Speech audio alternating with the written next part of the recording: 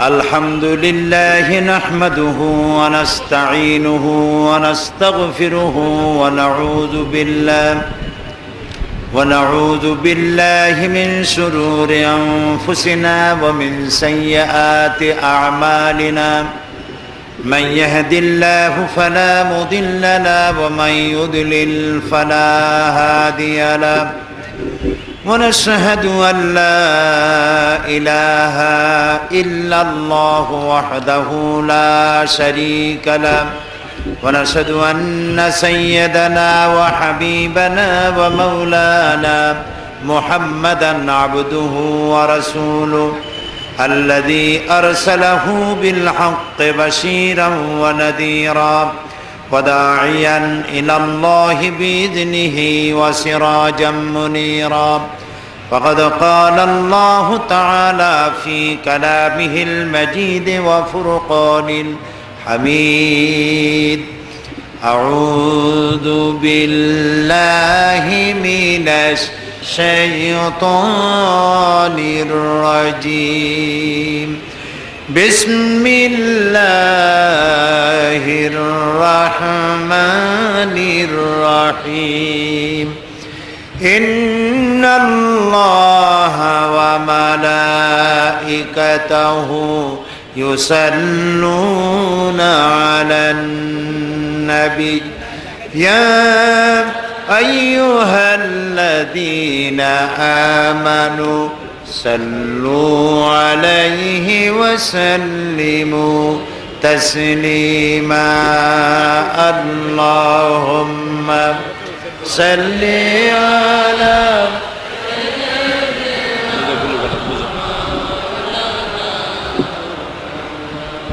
وعلى آل سيدنا مولانا محمد প্রাণ খুলে মহব্বতের সাথে সবাই পড়েন আল্লাহুম্মা সাল্লি আলা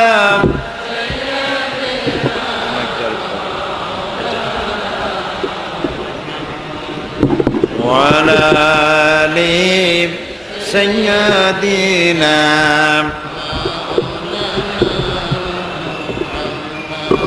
বালাগাল উলা বিকামালিহি كشف الدجى بجماله حسنت جميع خصاله صلوا عليه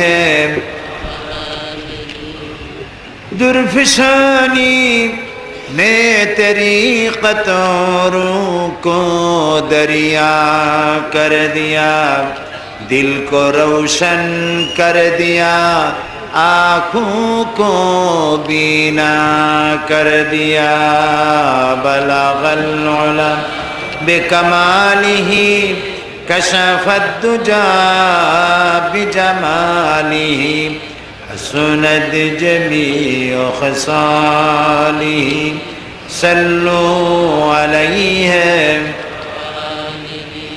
کھودنا تھے جو راہ پر غیروں کے ہادی بن گئے کیا نظر تھی جس نے بندوں کو مسیحا کر دیا بلغ العلا بکمالہ کشف الدجى بجمالہ حسنت جمیع خصالہ صلوا علیہ جناب সভাপতি হাজারাত উলামায়ে কেরাম সম্মানিত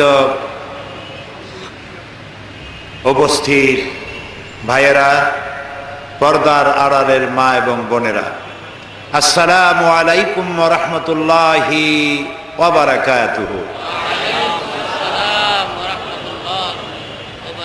আমরা আল্লাহ রাব্বুল ইজ্জত ওয়াল জালাল তার দরবারে লাখো কোটি শুকর আদায় করি যে আল্লাহ তাআলা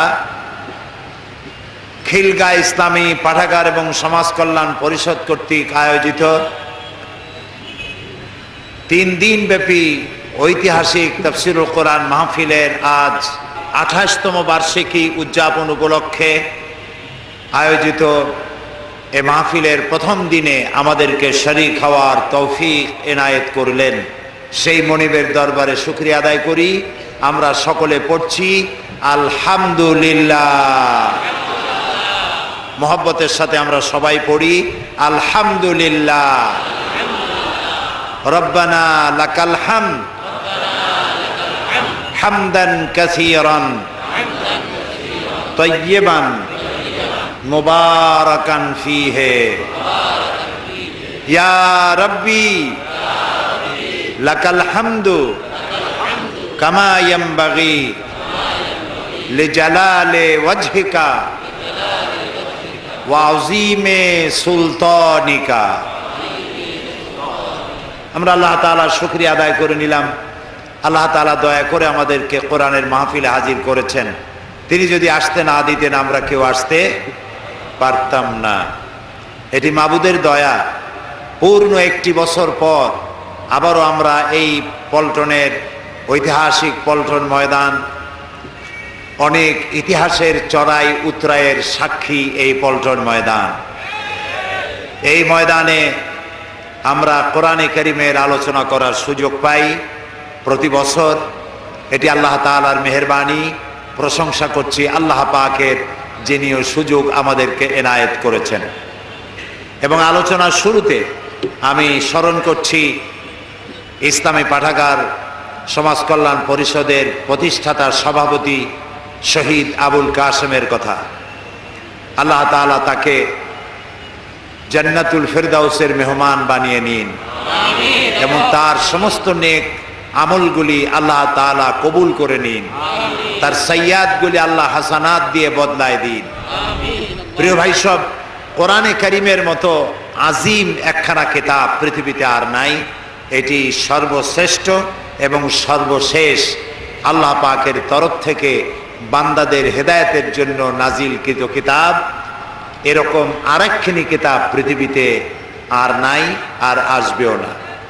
এই কিতাবখানি আল্লাহ তাআলা নাজিল করেছেন আর বলে দিয়েছেন, ইন্না নাহনু নাযালনা যিকরা ওয়া ইন্না লাহু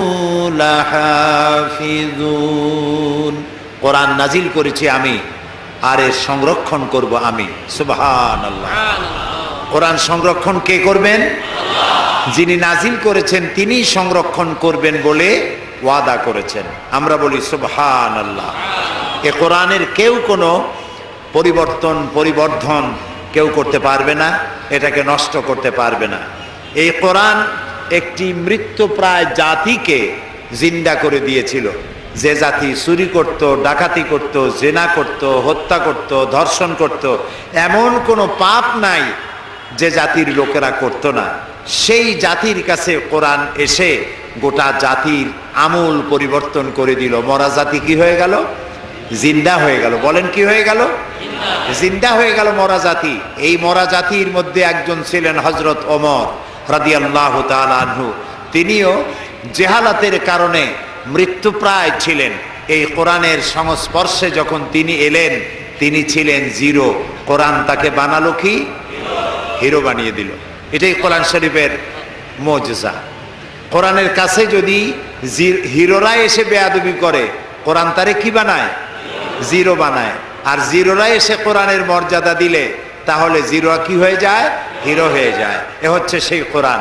এই কোরআনের কারণেই নবী করিম সাল্লাল্লাহু আলাইহি ওয়াসাল্লাম বিশাল বিপ্লব সাধন করেছিলেন।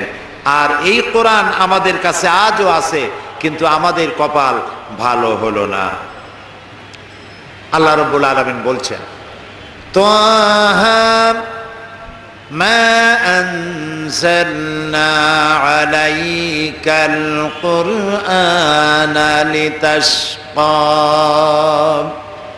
হে নবী, কোরআন আমি এই জন্য নাজিল করি নাই যে কোরআন আপনার ভাগ্যকে নষ্ট করে দেবে, আপনার ভাগ্য বিপর্যস্ত হবে, এই জন্য কোরআন আসে নাই। কোরআন এসেছে ভাগ্য খুলে দেওয়ার জন্য, সৌভাগ্যমণ্ডিত করার জন্য। যাদের কাছে কোরআন থাকবে তারা পৃথিবীকে শাসন করবে, গোটা পৃথিবী কোরআন দিয়ে উপকৃত হবে। সুবহানাল্লাহ। এই সৃষ্টি কার? সবাই বলেন সৃষ্টি কার?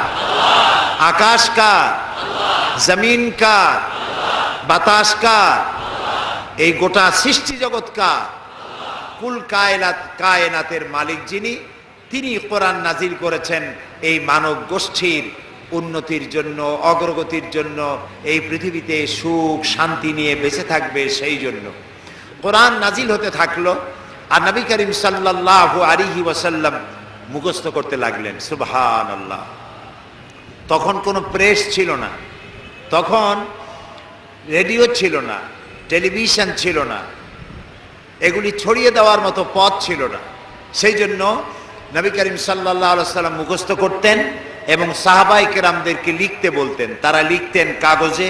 তৎকালীন যুগে যে ধরনের কাগজ ছিল, শুকনা চামড়া, পাথর, হাড্ডি, গাছ ইত্যাদির উপরে তারা লিখে লিখে সংরক্ষণ করতেন। নবী করিম সাল্লাল্লাহু আলাইহি ওয়াসাল্লাম খুব তাড়াহুড়ো করে তেলাওয়াত করতেন, যাতে করে কোনো ক্রমেই একটি আয়াতও ভুল না হয়ে যায়। আল্লাহ রাব্বুল আলামিন তার নবীকে লক্ষ্য করলেন, কোরআনে কারীমকে মুখস্থ করার জন্য তার কষ্ট তিনি লক্ষ্য করলেন। রাসূলুল্লাহ জিহ্বা নাড়াচাড়া করতেছেন, সঞ্চালন করছেন দ্রুততার সাথে। আল্লাহ রাব্বুল আলামিন বললেন, লা তুহাররিক বিহি লিসানাকা লিতাজালা বিহি। ও নবী, কোরআনে কারীমকে মুখস্থ করার জন্য এত তাড়াহুড়ো করার কোনো প্রয়োজন নাই, আপনার জিহ্বাকে এত নাড়াচাড়া করার কোনো প্রয়োজন নাই। আপনি আপনার জিবরাইলের সাথে একবার মাত্র উচ্চারণ করে যাবেন, গোটা কোরআন শরীফ আপনাকে মুখস্থ করিয়ে দেওয়ার মালিক আমি আল্লাহ। আমি আপনাকে মুখস্থ করাই দেব। আপনি তো পড়তে পারেন না, আমি আপনাকে পড়ার তৌফিক দেব। আপনি মুখস্থ করতে পারবেন, পড়তে পারবেন, পড়ে পড়ে মানুষকে বুঝাইতে পারবেন, সে তৌফিকও আমি আপনাকে দান করব। সুবহানাল্লাহ। প্রিয় ভাই সব, নবী করিম সাল্লাল্লাহু আলাইহি ওয়াসাল্লাম যখন কোরআনে কারীমকে এভাবে তেলাওয়াত করতেন, কাফেরেরা মনে করত যে মুহাম্মদ সাল্লাল্লাহু আলাইহি ওয়াসাল্লাম না জানি তিনি পাগল হয়ে গেছেন। তাকে পাগল বলতো লোকেরা। বলেন নাউযুবিল্লাহ। রাসূলুল্লাহকে পাগল বলা হলে আল্লাহর অস্তিত্বের উপরে আঘাত লাগে। আল্লাহ রাসূল জবাব দেন নাই। তাকে যখন পাগল বলা হলো, আল্লাহ রাব্বুল আলামিন নিজেই জবাব দিয়ে দিলেন। তিনি বললেন, ওয়ামা সাহিবুকুম বিমাজনুন। তোমাদের সাথী তিনি পাগল নন। তোমাদের সাথী অন্তত 40 বছর পর্যন্ত তোমাদের সাথে তিনি ছিলেন। পাগলামির কি দেখেছো তার মধ্যে তোমরা? পাগলকে তা খুব তাড়াতাড়ি করে প্রমাণিত হবে। তোমাদের সাথী তিনি পাগল নন। হযরত ওমর তখনও ছিলেন জাহিল। তিনি চাইলেন মুহাম্মদ সাল্লাল্লাহু আলাইহি সাল্লামকে তিনি লাঞ্ছিত করবেন। এই নিয়ত করে পেছনে পেছনে ছুটলেন। নবী করিম সাল্লাল্লাহু আলাইহি সাল্লাম বাইতুল্লাহ শরীফে মসজিদে হারামে ঢুকে তেলাওয়াত করতেছিলেন, নামাজের মধ্যে তেলাওয়াত করছেন। হযরত ওমর পিছনে দাঁড়িয়ে মনে করলেন নামাজটা শেষ হয়ে যাক, তারপরে যা হয় করব। নামাজ শেষ হোক। আর পেছনে দাঁড়িয়ে তিনি তেলাওয়াত শুনতেছেন। এখন চিন্তা করুন, একে তো আল্লাহর কালাম, আর তা তেলাওয়াত করছেন যার উপর এটা নাজিল হয়েছে। এখন শুনতে কত মজা হচ্ছে।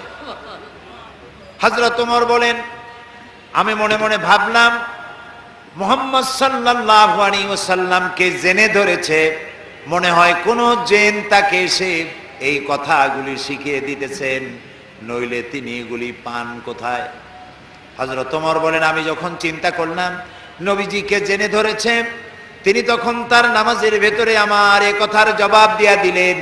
তিনি পড়লেন, ইন্নাহু লাকাউলু রাসূলিন কারীম।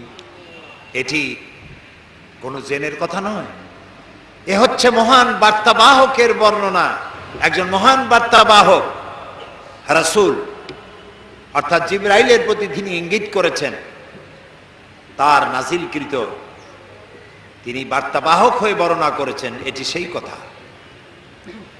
হযরত ওমর বলেন, আমি মনে মনে ভাবলাম, জেনে যদি এই কথা না বলে দেখে তাহলে রাসূলুল্লাহ বোধহয় কবি হয়ে গেছেন, নইলে এমন সুন্দর সুন্দর করে মিলাইয়া বলেন কি করে। কোরআন শরীফ যদি আপনি ধীরে ধীরে পড়েন মনে হবে যেন প্রবন্ধ পড়ছেন, আর যদি প্রতি আয়াতে থেমে থেমে পড়েন মনে হবে আপনি কবিতা পড়তেছেন। সুবহানাল্লাহ। যেমন দেখুন, আর রহমান আল্লামাল কুরআন খালাকাল ইনসান আল্লামাহুল বায়ান। যেখানে পড়বেন সেখানেই মিল। হযরত ওমর বলেন, আমার মনে হলো মুহাম্মদ সাল্লাল্লাহু আলাইহি ওয়াসাল্লাম ফাঁকে ফাঁকে কোন ফাঁকে যেন কবি হয়ে গেছেন। হযরত ওমর বলেন, আমি যখন মনে মনে ভাবলাম রাসূলুল্লাহ কবি হয়ে গেছেন, অমনি আল্লাহ নবী নামাজের ভিতরে তেলাওয়াত করলেন, ওয়ামা হুয়া বিকাউলি শাইরিন কালিলাম মা তুমিনুন। না, এটা কোনো কবির কথা নয়, তোমরা খুব কমই উপদেশ গ্রহণ করো। কাফেরেরা যখন রাসূলকে কবি বলেছে, আল্লাহ তাআলা এর প্রতিবাদ করেছেন। সুবহানাল্লাহ বলেন। আল্লাহ তাআলা প্রতিবাদ করেছেন। সূরা ইয়াসিনের মধ্যে দেখুন আল্লাহ তাআলা প্রতিবাদ করেছেন কি ভাষায়। রাসূলকে যখন কবি বলা হলো, আল্লাহ রাব্বুল আলামিন প্রতিবাদ করলেন, ওয়ামা আল্লামনাহু আশ-শি'রা ওয়ামা ইয়ানবাগি লাহু। আমি আমার নবীকে কবিতা শিখাই নাই, আর কবিত্ব আমার নবীর জন্য শোভনীয় নয়। বুঝতে পেরেছেন? লক্ষ্য করুন আল্লাহ কি বলছেন, আমি আমার নবীকে কবিতা শিখাই নাই, আর কবিতা আমার নবীর জন্য শোভনীয় নয়। কথাটি অত্যন্ত তাৎপর্যপূর্ণ। শোভনীয় নয়, এটা কেন? এটা এই জন্য যে কবিরা সাধারণত আবেগপ্রবণ হন, আবেগের উচ্ছ্বাসে কি বলতে কি বলেন দিশা করতে পারেন না। কবিরা তার কবিতা দিয়ে রোমাঞ্চ সৃষ্টি করতে পারেন, উন্মাদনা সৃষ্টি করতে পারেন, কিন্তু কোনো দেশ জয় করতে পারেন না। মানুষকে কোনো আদর্শের উপরে উদ্বুদ্ধ করতে পারেন না। কবিরা কবিতার মধ্য দিয়ে রোমান্টিক কবিতা লেখা এবং মানুষকে ভালোবাসা, প্রেম ইত্যাদি শিক্ষা দেওয়া, এগুলি পারেন। কবিরা ভাবের আবেগে লাগামহীন ঘোড়ার পৃষ্ঠে সওয়ার হয়ে তেপান্তরের মাঠ দিয়ে নিরুদ্দেশ্যের উদ্দেশ্যে যাত্রা করতে পারেন, কোনো লক্ষ্য থাকে না। দেখুন, আমি প্রমাণ করব, আমি কবিদেরকে হেয় করতেছি না। কবিত্ব একটি বিরাট প্রতিভা। পাগল ছাগলেরা কবি হইতে পারে না, একটু বুদ্ধিশুদ্ধি থাকা লাগে। অর্থাৎ কবিতার জন্য একটি প্রতিভা প্রয়োজন। এই প্রতিভা দেওয়ার মালিককে বলেন সবাই, আল্লাহ তাআলা। সাহিত্য, সাহিত্যিক হওয়া, কবি হওয়া, সাংবাদিক হওয়া, গায়ক হওয়া, যে কোনো ডিপার্টমেন্টে যে দিকে যান না কেন, প্রতিভা আল্লাহর দেওয়া এক অবদান। এই প্রতিভা কেউ ভালো কাজে লাগায়, এই প্রতিভা আবার কেউ খারাপ কাজে লাগায়। কণ্ঠস্বর কার দেওয়া বলেন সবাই? কেউ এটা গান গাওয়ার জন্য কাজে লাগায়, আবার কেউ এটা আল্লাহর কালাম তেলাওয়াতের মধ্য দিয়ে চালায়। সুবহানাল্লাহ। তো কবিতা রচনা করা, কবিতা লেখা, এটি একটি প্রতিভা নিঃসন্দেহে। কিন্তু ওই যে আবেগ, আবেগ আবেগের বশবর্তী হয়ে কবিরা এমন সব কথা বলেন বাস্তবতার সাথে যার কোনো মিল থাকে না। আমি আলোচনা করতে গিয়ে মাঝে মধ্যে একথা বলি, জাতীয় কবি কাজী নজরুল ইসলাম আমাদের জাতীয় কবি। যে সময় আমাদের পক্ষে, মুসলমানদের পক্ষে কলম ধরার লোক ছিল না, তখন তিনি আমাদের মুখ রক্ষা করেছেন। কথা বোঝেন না? তিনি রসুলের শানে যেসব কবিতা লিখেছেন, আল্লাহর শানে যেসব গান লিখেছেন, আল্লাহ যদি ইচ্ছে করেন এই কারণেই আল্লাহ তাআলা তাকে জান্নাত দিয়ে দিতে পারেন। কি সুন্দর গান তিনি রচনা করেছেন, আল্লাহ তার দোয়াও কবুল করেছেন। তিনি প্রার্থনার একটি গান বানিয়েছিলেন নিজের জন্য, মসজিদেরই পাশে আমার কবর দিও ভাই, যেন সকাল সন্ধে মুয়াজ্জিনের আজান শুনতে পাই।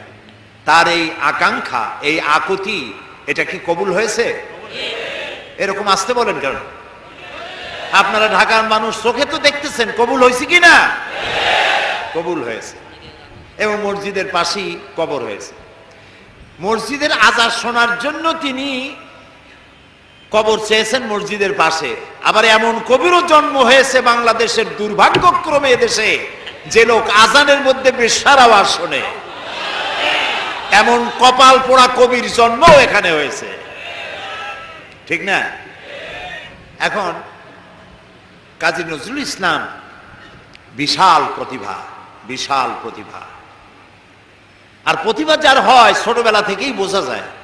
তিনি একবার স্কুলে যাচ্ছিলেন, বাসে ঝুলিয়া, নাম ছিল দুখু মিয়া। স্কুলে যাচ্ছেন, বাসে চড়ে যাচ্ছেন, এক বুড়া মানুষ তার পাশে দাঁড়ানো, দাড়ি পাকা। কাজী নজরুল ইসলাম তখন বোধহয় 4-5 ছাত্র হবেন। তিনি ওই বুড়া মিয়াকে জিজ্ঞেস করছেন, চাচা আপনার বয়স কত? এখন চাচার মেজাজ খারাপ হয়ে গেছে, স্বাভাবিক। ছোট্ট ছেলে যদি আপনার বয়স জিজ্ঞেস করে, মেজাজ খারাপ হবে না?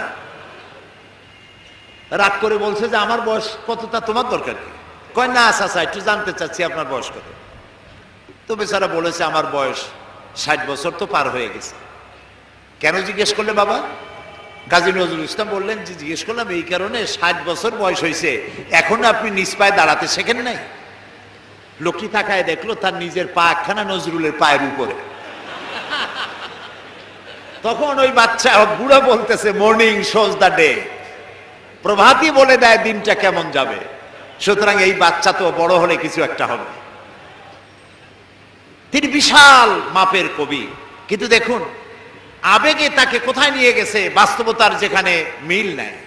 তিনি গান রচনা করেছেন তার প্রিয়তমার নামে, মোর প্রিয়া হবে এসো রানী, দেব খোপায় তারার ফুল।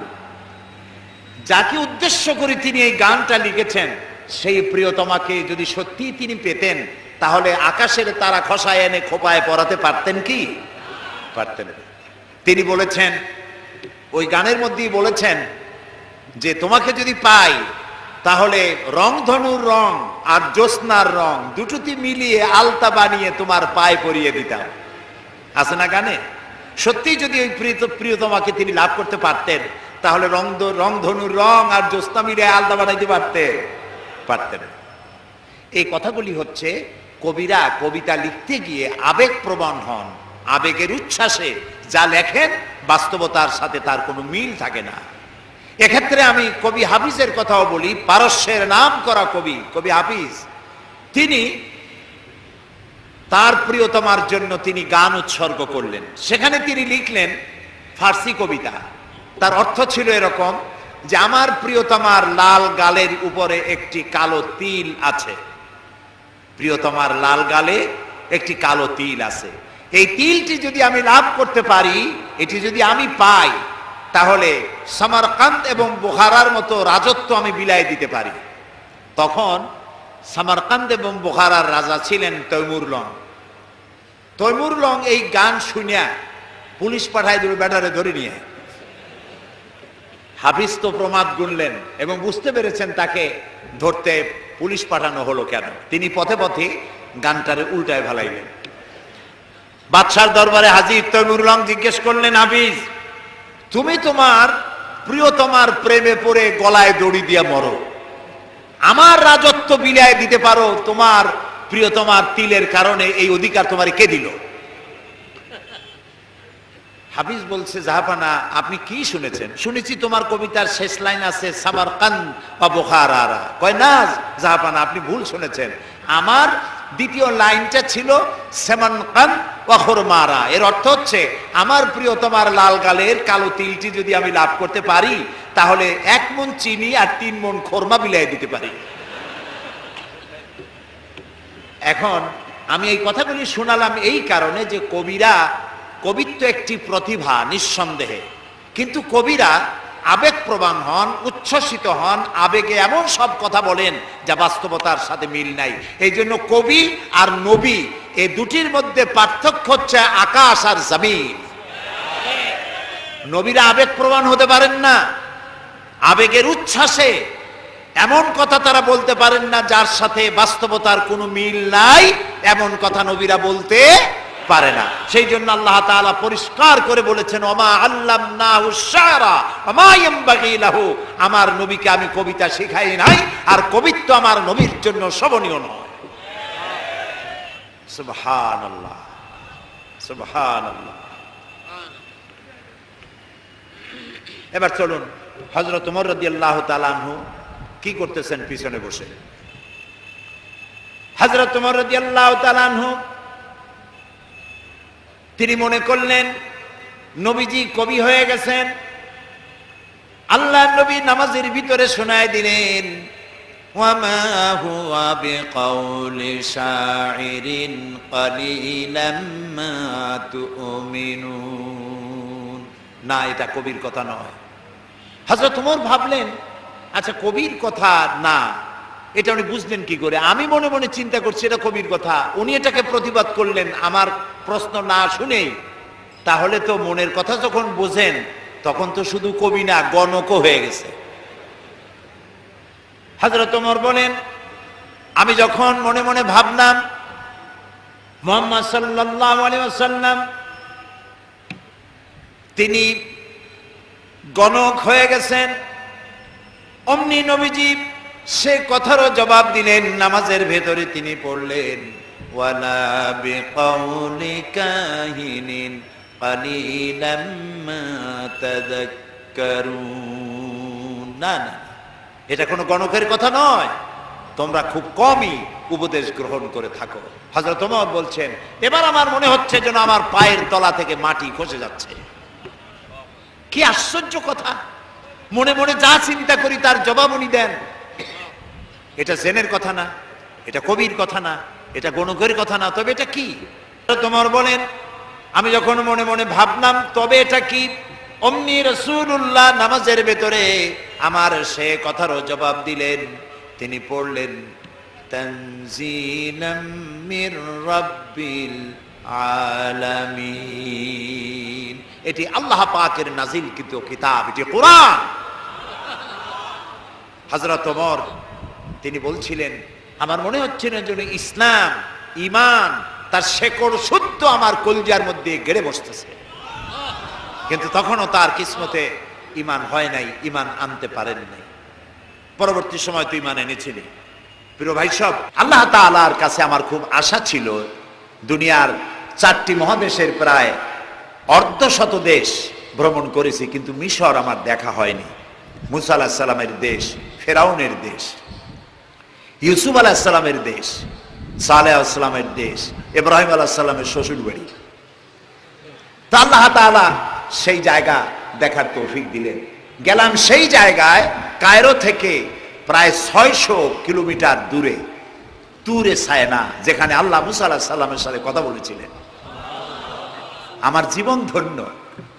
আল্লাহ তাআলা সেই জায়গাটাও দেখালেন যেখানে আল্লাহ মুসা আলাইহিস সালামের সঙ্গে কথা বলেছেন। তো আল্লাহ তাআলা সরাসরি কথা বলেন, কিন্তু দেখা যায় না তাকে। এই কোরআন শরীফে আল্লাহ তাআলা কি সুন্দর করে বলেছেন, সূরা তাহার মধ্যে এসেছে, মুসা আলাইহিস সালাম তিনি যাচ্ছিলেন তার স্ত্রী পরিজন নিয়ে। স্ত্রী ছিলেন গর্ভবতী, আসন্ন প্রসবা, ডেলিভারি হবে, প্রচন্ড ঠান্ডা ছিল, এখন আগুনের প্রয়োজন। তিনি দূরে দেখতে পেলেন একটা গাছের উপরে যেন আগুন দেখা যায়। তিনি ছুটলেন সেই আগুনের পানে এবং বললেন, ফাকালা লি আহলিহিম কুসু ইন্নী আনাস্তু নারান লাআল্লি আতিকুম মিনহা বিকাবাসিন আও আজিদু আলান নারে হুদা, তোমরা এখানে অপেক্ষা করো, আমি তো আগুনের মতো কি একটা দেখতেছি, আমি ওখানে যাই, হয়তো আগুন আনতে পারবো, অথবা কোন একটা রাস্তা একটা কিছু পেয়ে যাবো। ফালাম্মা আতাহা নুদিয়া ইয়া মূসা ইন্নী আনা রাব্বুক ফাখলা নালাইক ইন্নাকা বিল ওয়াদিল মুকাদ্দাসি তুয়া। ও মূসা, যেটারে আগুন মনে করছো এটা আগুন না, এটা আমি তোমার রব। ফাখলা নালাইক, জুতা খোলো, ইন্নাকা বিল ওয়াদিল মুকাদ্দাসি তুয়া, এটা হলো পবিত্র উপত্যকা। আমি যখন সেই পবিত্র উপত্যকায় গেছি, এদিকে তুরে সায়না, এদিকে আরেকটা পাহাড়, মাঝখানে দুই পাহাড়ের মাঝখানের সমতল ভূমিকে উপত্যকা বলা হয়। আমার এই আয়াত মনে পড়লো, সাথে সাথে জুতা খুলে ফেলে দিলাম। মূসা আলাইহিস সালামকে আল্লাহ বলেছেন ফাখলা নালাইক, জুতা খোলো। আমি আমার সাথীরা জুতা খুলে এগিয়ে গেলাম, আজান দিয়ে সেখানে আমরা জোহরের নামাজ আদায় করলাম, জোহর আসর জামআন ওয়া কাসরান আদায় করে নিলাম। তারপরে চলে গেলাম সেই জায়গায় যেখানে আল্লাহ তাআলা কথা বলেছিলেন, সেই জায়গাটা এখনো আছে। সুবহানাল্লাহ। আল্লাহ তাআলা বলছেন ওয়া নাখতারতুকা ফাসতামি লিমা ইউহা, ও মূসা, আমি তোমাকে আমার জন্য বাছাই করছি। সুবহানাল্লাহ। আমি তোমাকে আমার জন্য বাছাই করেছি, এখন তুমি শোনো আমি কি বলি। ইন্নানি আনাল্লাহ, আমি আল্লাহ। সুবহানাল্লাহ, সুবহানাল্লাহ।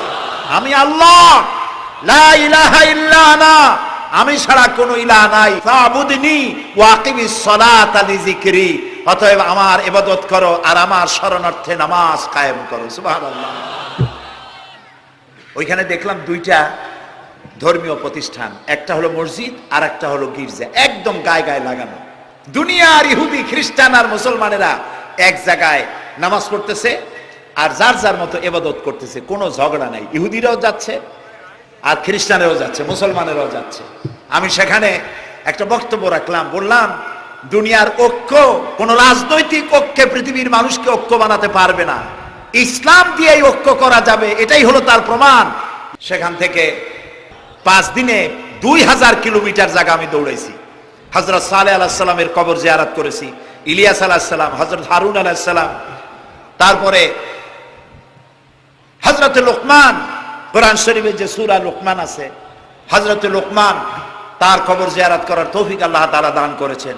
বিশাল দেশ, দেখার মতো বহুত কিছু আছে, কিন্তু দেখা হয় নাই। তখনও মুসা আলাইহিস সালামের সাথে বেয়াদবি করলো সেই মিস্টার ফেরাউন কই। তারপরে চলে গেলাম মিউজিয়ামে, পিরামিড দেখলাম, নীল নদ দেখলাম, আল্লাহ দেখাইলেন। তারা বলেছেন আমার জমিন ভ্রমণ করো আর মহাসত্যের অস্বীকারীদের কি পরিণতি করেছি তা দেখো আর তার দ্বারা শিক্ষা গ্রহণ করো। কাজে আল্লাহ দেখতে কইছে, শয়তান দেখা দরকার। ভিতরে ঢুকে দেখলাম গ্লাসের বক্স, সেখানে মিস্টার ফেরাউন চিতই শুয়ে আছে। হায় আল্লাহ, আল্লাহ শুটকি বানাই থুইছে, কাপড় দিয়ে জড়ানো, পাও দুইটা বাইর করা, হাত দুইটা বাইর করা, ঘাটটা এত বড় লম্বা, এরকম চিকুন, কল্লাটা আছে, একটা দাঁত আছে মুখে, হাতে পায়ে কিছু নখও আছে, মাথায় কিছু চুলও আছে। হাজার হাজার বছর আগের লাশ। মুসা আলাইহিস সালামকে যখন তালায় নিয়ে গেল লোহিত সাগরের কেরানায় মুসা আলাইহিস সালাম বসেছিলেন তার উম্মতদের নিয়ে, ফেরাউন 3 দিক থেকে আক্রমণ করলো। এই কোরআন বর্ণনা, এটা কি কোরআন? আল্লাহ তাআলা বলছেন ও নবী, তুমি তো তখন সেখানে উপস্থিত ছিলে না যখন ফেরাউন তার দলবল নিয়ে মুসা আলাইহিস সালামকে তাড়া করেছিল সেই তুরে সায়নায়, তুমি উপস্থিত ছিলে না। আমি ওহী দিয়া, কোরআন দিয়া তোমাকে ইতিহাস জানাইছি। সুবহানাল্লাহ। সেই লোহিত সাগরের পারে গেলাম যেখানে তাকে ঘিরে ফেলানো হয়েছিল। মুসা আলাইহিস সালাম এবং তার সাথীরা বললেন ইয়া মূসা ইন্না লামুদরাকুন, হে মুসা আমরা তো পাকড়া হয়ে গেলাম, সারাশি আক্রমণ করা হয়েছে, আমাদেরকে পালাবার কোনো জায়গা নাই। মুসা আলাইহিস সালাম আল্লাহর পয়গম্বর। কার নবী? আল্লাহর পয়গম্বর। মুসা আলাইহিস সালাম বললেন কাল্লা রব্বি সায়াহদিন, ভয় পাইও না, অবশ্যই আল্লাহ তাআলা আমাদেরকে পথ বের করে দেবেন। 3 দিকে কি শত্রু, 3 দিকে কি, আরেক দিকে কি নদী না সাগর। আপনারা মনে করছেন নীল দরিয়া পার হয়েছে বুঝি মুসার তারা খায়া? সাগর, লোহিত সাগর, রেড সি, 3 দিকে শত্রু, একদিকে সাগর, পালাবার রাস্তা আছে? আল্লাহর পয়গম্বর বলছেন কোনো ভয় নাই, অবশ্যই রব্বি সায়াহদিন, অবশ্যই আল্লাহ আমাদের পথ বের করে দেবেন। আল্লাহ তাআলা খুশি হয়ে গেলেন, সুবহানাল্লাহ। আল্লাহ এটাই চান, আল্লাহ এটাই চান। আল্লাহ তাআলা সমুদ্রকে ভাগ করে দিলেন, সুবহানাল্লাহ। সমুদ্র ভাগ হয়ে গেল। এগুলি গল্প কি? কোরআন, কোরআন। সাগর ফেটে গেল। মুসা আলাইহিস সালাম আর তার দলবল নিয়ে সাগরের মাঝখানে চলে গেছেন। ফেরাউন তার দলবল নিয়ে এসে দেখে, বাহ, এ তো ভালোই, রয়্যাল বোট। ও মনে করছে ওর বাজানের তৈরি করার রাস্তা। ওর সমস্ত সেনাবাহিনী নিয়ে নেমে পড়েছে। যেই না সাগরের মাঝখানে আসছে, মুসা আলাইহিস সালাম তার দলবল নিয়ে ওপার চলে গেছেন। আল্লাহ হুকুম করলেন, যিনি হুকুম করেছিলেন সাগর ফেটে যা, মুসার জন্য রাস্তা বানায় দে, সেই আল্লাহ বললেন সাগর রাস্তা বন্ধ করে দে। রাস্তা বন্ধ হয়ে গেল। এখন ফেরাউন আর তার দলবল পানিতে চুবনি খাইতে খাইতে সাথের লোকেরা সব শেষ। এখন ফেরাউন একা সমুদ্রের ঢেউতে ডোবে আর ওঠে। পানি খেতে খেতে পেটটা পুটকা মাছের মতো মোটা হয়ে গেছে। দেখে যে জান আর টেকে না, নাক দিয়েও পানি পড়ে, কান দিয়েও পানি পড়ে। এখন বলছে, আমানাত বিহি বানু ইসরাইল, ঈমান আনলাম সেই আল্লাহর উপরে যে আল্লাহর উপরে ঈমান আনছে বনি ইসরাইলেরা, তার উপর ঈমান আনলাম। আল্লাহ তাআলা বললেন, আল আন, এখন, ওয়াকাদ আসাইতা কাবলু ওয়া কুনতা মিনাল মুফসিদিন। ও বলল, আনা মিনাল মুসলিমিন। আল্লাহ, আমি তো এই কলেমা পড়লাম আর তো মুসলমান হইলাম, এখনো সুবাও কে? আল্লাহ কয়, এখন, ওয়াকাদ আসাইতা কাবলু, এর আগে তুমি আমার সাথে বিরোধিতা করেছো, বিদ্রোহ করেছো, আমার মানুষের উপর অত্যাচার করেছো। ওয়া কুনতা মিনাল মুফসিদিন, আর তুমি হচ্ছ সন্ত্রাসীর একজন বড় সন্ত্রাসী, বিপর্যয় সৃষ্টিকারী। শোনো ফেরাউন, আজকে আমি তোমারে শুধু মারবই না, আমি তোমাকে মৃত্যু দেব। আর তোমার আলিয়াউমা নুনাজ্জিকা বিবাদানিক, আমি তোমার শরীরকে হেফাজত করব। তোমার শরীর পানিতে পচবে না, পোকা মাকড়ে, জলচর প্রাণী, স্থলচর প্রাণী কেউ খাবে না, মাটিতেও তুই পচবি না, তোরে শুটকি বানায় রাখবো কিয়ামত পর্যন্ত। আল্লাহর সাথে যারা নাফরমানি করবে, আর এই নাফরমানদেরকে যারা কলম দিয়া লিখে, বক্তৃতা করে, রাজনীতি দিয়া যারা আল্লাহর নাফরমানদেরকে সাহায্য করবে, নমরুদের মতো, ফেরাউনের মতো আল্লাহ চুবাইয়া দুনিয়া থেকে জুতা মেরে বিদায় করে দেবেন। প্রিয় ভাই সব, কোরআন নাজিল হচ্ছে, নবীজি মুখস্থ করতেছেন। মুখস্থ করতে গিয়ে তাড়াহুড়ো করতেছেন, জিহ্বা সঞ্চালন বেশি করতেছেন, যাতে করে একটি আয়াত বাদ না পড়ে যায়, একটি জের জবর বাদ না পড়ে যায়। আল্লাহ রাব্বুল আলামিন নবীজির এই কষ্ট দেখে আল্লাহ তাআলা বললেন, লা তুহাররিক বিহি লিসানাকা লিতাজালা বিহি।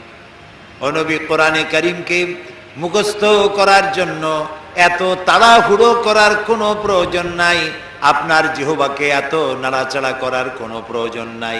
আপনি আপনার জিবরাইলের সাথে একবার মাত্র উচ্চারণ করে যাবেন, গোটা কোরআন শরীফ আপনাকে মুখস্থ করিয়ে দেওয়ার মালিক আমি আল্লাহ। আমি আপনাকে মুখস্থ করাই দেব। আপনি তো পড়তে পারেন না, আমি আপনাকে পড়ার তৌফিক দেব। আপনি মুখস্থ করতে পারবেন, পড়তে পারবেন, পড়ে পড়ে মানুষকে বুঝাইতে পারবেন, সে তৌফিকও আমি আপনাকে দান করব। সুবহানাল্লাহ। প্রিয় ভাই সব, আমি বলতেছিলাম আল্লাহ তাআলা ওহী দেওয়ার সময় পর্দার আড়াল থেকে দেন, কথা বলেন, সরাসরি বলেন না, পর্দার আড়াল থেকে বলেন। মুসা আলাইহিস সালাম যখন আল্লাহর সাথে কথা বলতেছিলেন, তখন এক পর্যায়ে মুসা আলাইহিস সালাম আবেগে এসে গেলেন, কারণ তিনি কথা বলতেছেন কার সাথে? সুবহানাল্লাহ বলবেন না? দেখেন না, এই কোরআন শরীফে আল্লাহ তাআলা জিজ্ঞেস করলেন, ওমা তিলকা বিয়ামিনিকা ইয়া মূসা, মূসা তোমার ডান হাতে ওটা কি? তো জবাব তো একটাই ছিল, হিয়া আসাই, এটা একটা লাঠি। কিন্তু তিনি তা বললেন না, তিনি বললেন হিয়া আসাই আতাওয়াক্কাউ আলাইহা ওয়া হুশু বিহা ওয়া আলা গানামি ওয়ালিয়া ফিহা মাআরিব উখরা। এটা একটা লাঠি, এটা দিয়ে ভর করি আমি চলি, এটা দিয়ে উট ভেড়া তাড়াই, আরো অনেক কাম এইগুলি করি।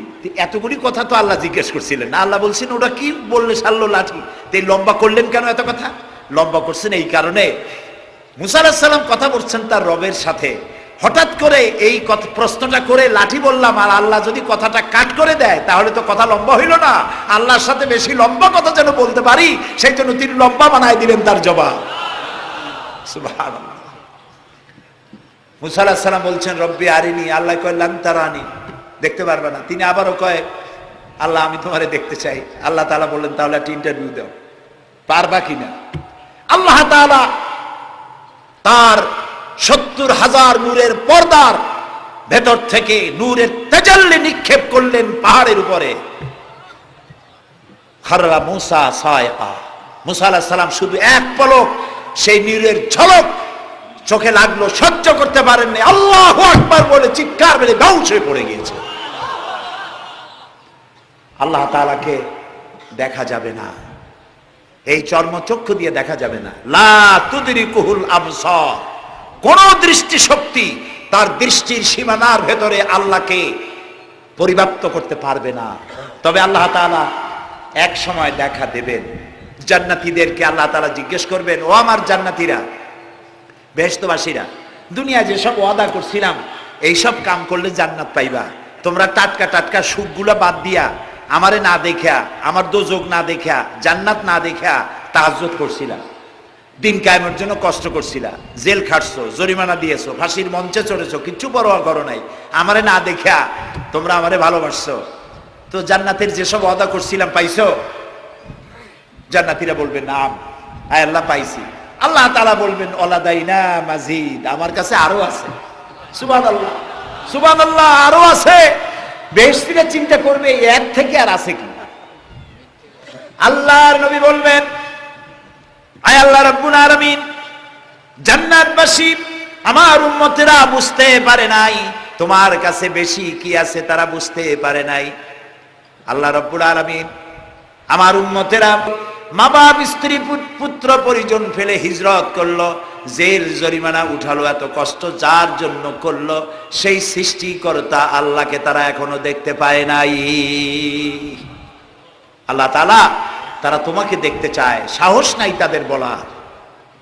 আল্লাহ তাআলা তখন বান্দাদের সামনে জালু আফরোজ হবেন, সামনের থেকে সমস্ত হাজার হাজার পর্দা দূরে চলে যাবে। সুবহানাল্লাহ।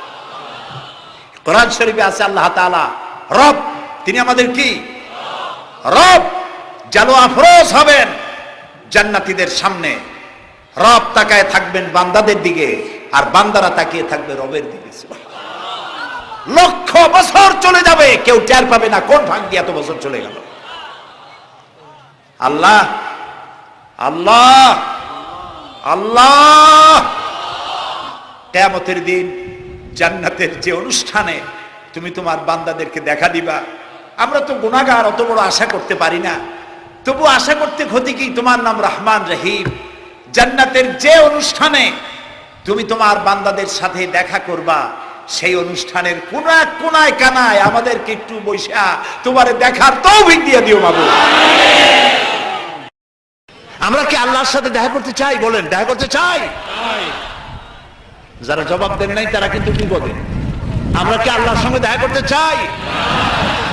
যদি আমরা আল্লাহর সঙ্গে দেখা করতে চাই, আল্লাহ রাব্বুল আলামিন বলেন, ফামান কানা ইয়ারজু লিকা রাব্বিহি ফালইআমাল আমালান সালিহান ওয়ালা ইউশরিক বিইবাদাতি রাব্বিহি আহাদা। ফামান কানা ইয়ারজু লিকা রাব্বিহি, তোমাদের মধ্যে যে কেউ আল্লাহর সঙ্গে, রবের সঙ্গে যদি কেউ দেখা করতে চায়, দুইটা কাজ করতে হবে। কয়টা কাজ? ফালইআমাল আমালান সালিহা, সেজন্য ভালো কাজ করে, উত্তম কাজ করে, ভালো কাজ। ভালো কাজ কারে কয়? ভালো কাজ করার জন্য দুইটা শর্ত। ভালো কাজ করার জন্য কয়টা শর্ত? আমলে সালেহ, নেক কাজের জন্য দুইটা শর্ত মুখস্থ করুন। এক নম্বর শর্ত হচ্ছে কাজটি হতে হবে আল্লাহকে খুশি করার জন্যে। দুই নম্বরে কাজটি হতে হবে সুন্নতে নববী সাল্লাল্লাহু আলাইহি ওয়াসাল্লামের উপরে। দাড়ি রাখবো কারে খুশি করার জন্য? আল্লাহর খুশি করার জন্য। রাখবো কার মতো? রবীন্দ্রনাথের মতো, কার্ল মার্কসের মতো, ম্যাক্সিম গোর্কির মতো? কার মতো? রাসূলুল্লাহর মতো। বাস, আর দৃষ্টান্ত দিতে চাই না। আশা করি বুঝে আসছে কিনা? তাহলে আল্লাহ তাআলা বলছেন যে যদি তোমরা তোমার রবের সাথে দেখা করতে চাও কয়টা কাজ করতে হবে? দুইটা। একটা কাজ হলো ভালো কাজ করো, নেক আমল করো। আর 2 নম্বরে হচ্ছে ওয়ালা ইউশরিক বিইবাদাতি রাব্বিহি আহাদা, আল্লাহর ইবাদতের সাথে কাউকে শরীক স্থাপন করো না, তাহলে আল্লাহ তাআলার সঙ্গে দেখা করা কিয়ামতে যাবে। প্রিয় ভাই সব, আমি আজকে খুব ক্লান্ত, বাকি কথাগুলি আগামীকাল বলবো ইনশাআল্লাহ। মোনাজাতের পরে আজান হবে, বা জামাত এশার নামাজ পড়ে যাবেন। আল্লাহুম্মা আমিন। রব্বানা যালামনা আনফুসানা ওয়া ইন লাম তাগফির লানা ওয়া তারহামনা লানাকুনান্না মিনাল খাসিরিন। হায় আল্লাহ তাআলা, হাজার হাজার মুসলমান নরনারী পল্টনের ময়দানে কোরআনে কারীমের কথা শুনে তোমার দরবারে হাত তুলেছি। মেহেরবানি করে জিন্দেগীর সমস্ত গুনাহ খাতা আমাদের মাফ করে দাও রব্বুল আলামিন। আমাদের মধ্য থেকে আমাদের মা বাপ যাদের দুনিয়া থেকে বিদায় হয়ে গেছে, কবরগুলিকে জান্নাতের টুকরায় পরিণত করে দাও। রব্বির হামহুমা কামা রব্বায়ানি সগীরা। সবাই পড়েন রব্বির হামহুমা কামা রব্বায়ানি সগীরা। হায় আল্লাহ তাআলা, তাম পৃথিবীতে মুসলমানেরা আজ বড়ই বিপদে আছে। আল্লাহ তুমি দয়া করে বিপদগ্রস্ত মুসলমানদেরকে সাহায্য করো রব্বুল আলামিন। হায় আল্লাহ তাআলা, আমাদের প্রিয় জন্মভূমি বাংলাদেশের উপরে রহমত নাজিল করো। এই কোরআনে কারীমের মাহফিলকে আগামী আরো 2 দিন চলবে। আল্লাহ তুমি দয়া করে তোমার আপন কুদরতে মাহফিল পরিচালিত করে দিও। আল্লাহ তাআলা, তোমার বান্দারা তাদের বন্ধু বান্ধব নিয়ে প্রতিদিন হাজির হতে পারে, কোরআন শুনতে পারে, আমল করতে পারে, তৌফিক দান করে দিও। হে আল্লাহ তাআলা, কোরআন শরীফের মাহফিলে যারা আসেন এদের কাউকেই পথ খরচা দিয়ে আনা হয় না, খাইতেও দেওয়া হয় না, তোমার কোরআন শুনতে আসে। আল্লাহ, এই কোরআন পাগল মুসলমানদেরকে কোরআন বোঝার তৌফিক দান করে দাও, কোরআন আমল করার তৌফিক দান করে দাও। আল্লাহ তাআলা, ইসলামী পাঠাগার 28টি বছর ধরে কোরআনের এই খেদমত করছে তোমার দয়ায়। আল্লাহ তাআলা, তোমার বান্দাদের বসার জন্য বিশাল আয়োজন তারা করে।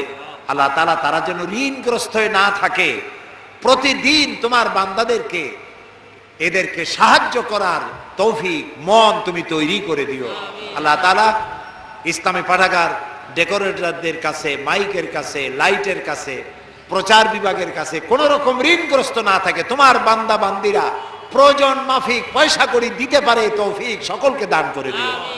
আল্লাহ তাআলা, এই মাহফিল উপলক্ষে শত শত বুক স্টল এখানে এসেছে, যারা ইসলামের বই বিক্রি করে, কোরআন হাদিস ইসলামের বই, যেগুলি পড়লে পরে ইমান তাজা হয়। নোবেল, নাটক, উপন্যাস পড়লে পরে আর যাই হোক ইমান তৈরি হয় না, চরিত্র তৈরি হয় না। আল্লাহ তাআলা ইমান এবং চরিত্র তৈরি করার জন্য, জাহান্নাম থেকে বাঁচার জন্য, জান্নাতে যাওয়ার জন্য এইসব বইপত্র খরিদ করার তৌফিকও এই শ্রোতা বর্গকে আল্লাহ তুমি দয়া করে দান করে দিও রব্বুল আলামিন। আমাদের যার যে অসুখ বিসুখ আছে আল্লাহ তুমি মাফ করে দিও। আমাদের উপরে তোমার খাস রহমত আল্লাহ আমরা কামনা করছি। আল্লাহ তাআলা, হসপিটালে আমাদের অনেক রুগী আছে, তুমি জানো। আল্লাহ তাআলা, তুমি দয়া করে হসপিটালে যারা রুগী আছে রুগীদেরকে শেফায়ে আজেলা, শেফায়ে কামেলা দান করে দিও। রব্বানা তাকাব্বাল মিন্না ইন্নাকা আনতাস সামিউল আলিম ওয়া তুব আলাইনা ইন্নাকা আনতাত তাওয়াবুর রহিম। সুবহান রাব্বিকা রাব্বিল ইজ্জাতি আম্মা ইয়াসিফুন ওয়া সালামুন আলাল মুরসালিন ওয়ালহামদুলিল্লাহি রাব্বিল আলামিন। ওয়াজআল আখিরা কালামিনা ইনদাল মাউত লা ইলাহা ইল্লাল্লাহু মুহাম্মাদুর রাসূলুল্লাহ। আসসালামু আলাইকুম ওয়া রাহমাতুল্লাহ। তাফসীরুল কুরআন মাহফিল, তাফসীরুল কুরআন মাহফিল, পল্টনে আল্লামা সাঈদীর, পল্টনে আল্লামা সাঈদীর তাফসীরুল কুরআন মাহফিল, তাফসীরুল কুরআন মাহফিল, তাফসীরুল কুরআন মাহফিল, পল্টনে আল্লামা সাঈদীর, পল্টনে আল্লামা সাঈদীর তাফসীরুল কোরআন মাহফিল, তাফসীরুল কোরআন মাহফিল, তাফসীরুল কোরআন মাহফিল। পল্টনে আল্লামা সাঈদীর, পল্টনে আল্লামা সাঈদীর তাফসীরুল কোরআন মাহফিল, তাফসীরুল কোরআন মাহফিল, তাফসীরুল কোরআন মাহফিল। পল্টনে আল্লামা সাঈদীর, পল্টনে আল্লামা সাঈদীর তাফসীরুল কোরআন মাহফিল, তাফসীরুল কোরআন মাহফিল, তাফসীরুল কোরআন মাহফিল।